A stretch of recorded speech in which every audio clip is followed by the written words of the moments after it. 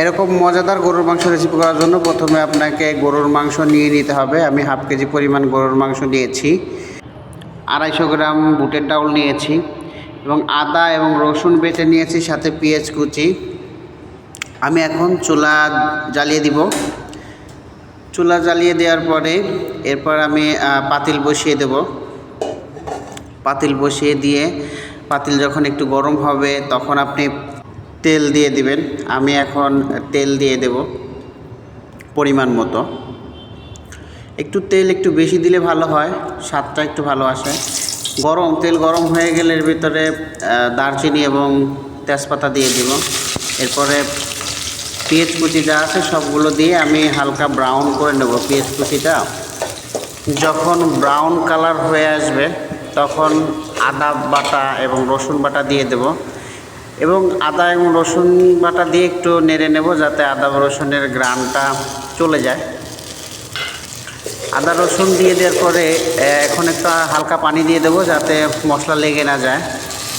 হালকা পানি দেওয়ার পরে এখন আমি হলুদের গুঁড়া দিয়ে দিব 2 চা চামচ, তারপরে মরিচের গুঁড়া দিব 2 চা চামচ এবং ধনিয়ার গুঁড়া এবং জিরের গুঁড়া দিয়ে দিব 2 চা চামচ করে।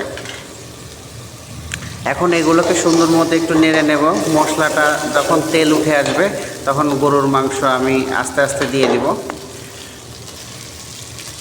গরুর মাংস দিয়ে সুন্দর করে গরুর মাংসটাকে নেড়ে দেব এবং মাখিয়ে দিব। সুন্দরভাবে মশলা গায়ে লেগে গেলে তখন ঢাকনা দিয়ে এখন ঢেকে দিতে হবে। ঢাকনা দিয়ে ঢেকে একটু জালটা একটু বাড়িয়ে দিতে হবে। তারপর দেখবেন যে গরুর মাংস থেকে পানি ছেড়ে দিয়েছে।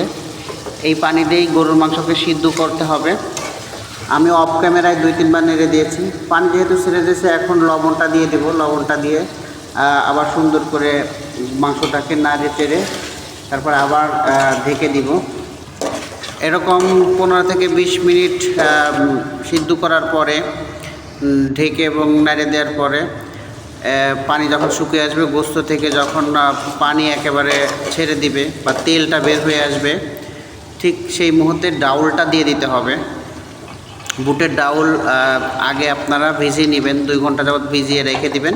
তারপর ঝরঝরে হলে সেগুলোকে গরুর মাংসের ভিতরে দিয়ে নেড়ে দিবেন।